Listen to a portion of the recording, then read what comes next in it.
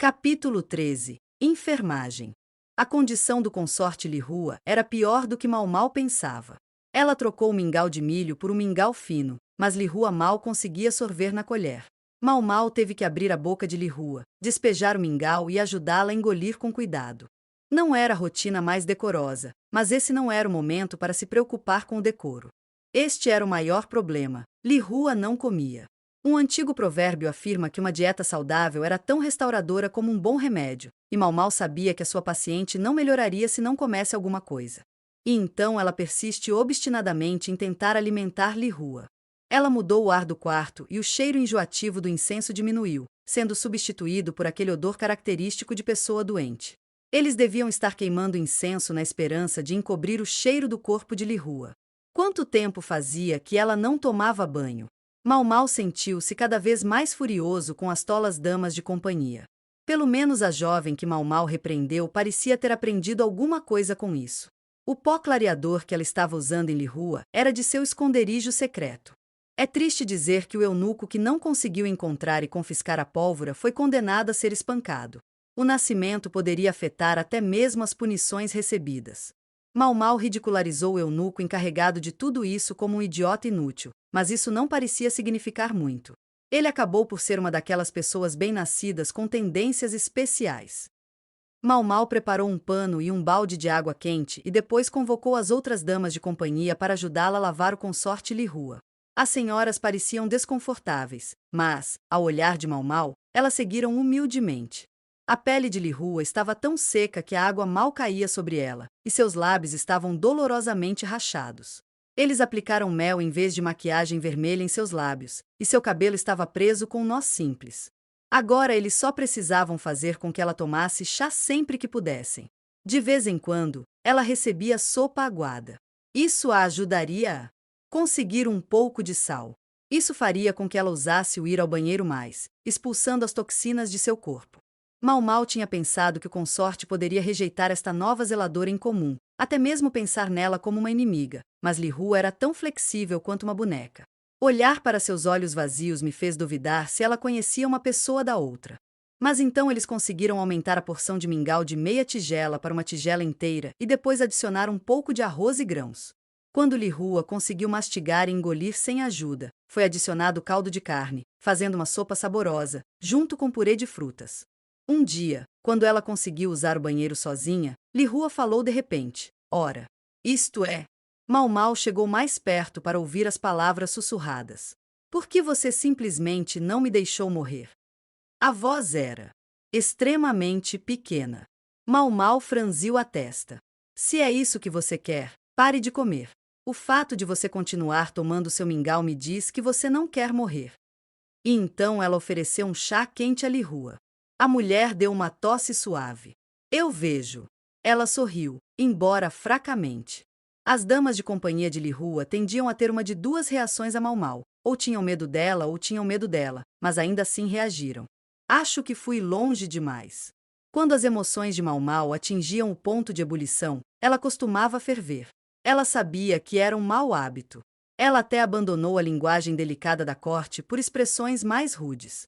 Mau Mau pode não demonstrar muita emoção, mas ela tinha um coração caloroso e, honestamente, magoava ver as pessoas olhando para ela de longe, como se estivesse olhando para um demônio ou um monstro.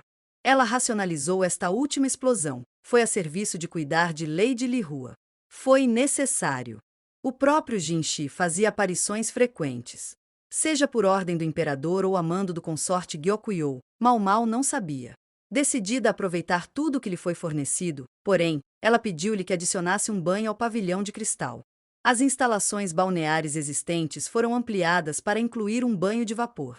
Mau Mau tentou, indiretamente, é claro, comunicar a Jinchi que ele não poderia ajudar e não era querido aqui, mas ele ainda parava para sorrir para ela em todas as oportunidades com a tenacidade de um fantasma que a assombrava.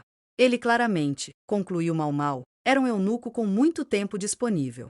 Ela desejou que ele seguisse a deixa de Gauchun, que pelo menos teve a decência de trazer guloseimas sempre que aparecia.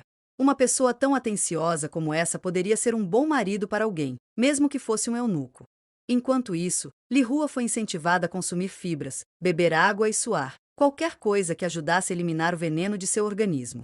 2 meses se passaram focados nisso e somente nisso, e finalmente a consorte Li Hua conseguiu andar sozinha. Ela já estava em estado grave por causa de seu mal-estar emocional. Mau Mau julgou que, desde que ela não ingerisse mais toxinas, ela ficaria bem. Ainda levaria algum tempo para que ela recuperasse a figura saudável e o rubor nas bochechas, mas ela não parecia mais estar às margens do rio que separava este mundo do outro. Na noite anterior ao retorno de Mau Mau ao pavilhão de Jade, ela foi prestar suas homenagens formais ao consorte Li Hua. Ela meio que esperava ser rejeitada como alguém muito humilde para merecer a atenção do consorte, mas não foi o caso. Li Hua, ela aprendeu, tinha orgulho, mas não era orgulhosa. Com tudo o que aconteceu em torno do príncipe, Mau Mau passou a pensar em Li Hua como uma mulher bastante desagradável, mas na verdade ela tinha o comportamento e a personalidade de uma verdadeira consorte imperial. Vou me despedir amanhã de manhã, senhora, disse-lhe Mau Mau. Ela acrescentou algumas instruções sobre o que a senhora deveria comer e alguns outros conselhos de advertência, e então saiu da sala. Mas Li Hua disse atrás dela: mocinha, você acha que algum dia serei capaz de ter outro filho? Sua voz era monótona e sem emoção. Não sei. A única maneira de descobrir é tentar. Mas como, quando Sua Majestade não tem mais interesse em mim? Seu significado era bastante claro. Ela só concebeu o príncipe porque o imperador a visitou depois de seu tempo com seu favorito, consorte Gyokuyo. O fato de haver 3 meses de diferença de idade entre a princesinha e o pequeno príncipe revelou a verdade sobre o assunto. Foi Sua Majestade quem me ordenou que viesse aqui em primeiro lugar. Agora que estou indo embora, devo pensar que você o verá novamente. Não foi um problema político ou emocional. O problema era o mesmo para ambos. Sendo o Palácio dos Fundos o que era, amor e romance. Não tinham lugar aqui. Você acha que ainda posso vencer o consorte Gyokuyo? Eu, que ignorei o conselho dela e matei meu próprio filho fazendo isso. Não creio que seja uma questão de vencer. E quanto aos nossos erros, podemos aprender com eles. Mau Mau pegou um vaso que decorava a parede, uma coisa fina projetada para conter uma única flor. No momento, era ocupada por uma campânula em forma de estrela. Existem centenas, até milhares de tipos de flores no mundo, mas quem ousaria dizer se a peônia ou a íris é a mais bonita? Eu não tenho os olhos esmeralda nem os cabelos cor de fogo. Se você tiver outra coisa, então não há problema. O olhar de Mau Mau desceu do rosto do consorte Li Hua. Eles sempre disseram que essas eram as primeiras coisas a serem eliminadas quando você perdia peso, mas Li Hua ainda tinha seus amplos dotes. Acho que um tamanho como esse é um grande tesouro. Mau Mau tinha visto muita coisa nos bordéis, então ela deveria saber. Ela guardaria para si o fato de que ficava impressionada com um certo espanto cada vez que dava um banho no consorte. Dado que Li Hua era rival de sua própria amante, Mau Mau não pôde ajudá-la muito, mas decidiu dar um último presente mulher antes de partir. Posso sussurrar no ouvido da senhora? E então, silenciosamente para que ninguém mais a ouvisse, ela deu alguns conselhos ao consorte Li Hua. Uma técnica secreta que uma das senhoras mais velhas da noite lhe dissera que não faria mal nenhum saber. Infelizmente, Mau Mau não tinha equipamento do tamanho necessário. Mas essa técnica em particular parecia perfeita para o consorte Li Hua. O rosto de Li Hua ficou vermelho como uma maçã quando ela ouviu isso. O que Mau Mau lhe poderia ter contado foi tema de debates acalorados entre as damas de companhia de Li Hua durante algum tempo, mas para Mau Mau não importava.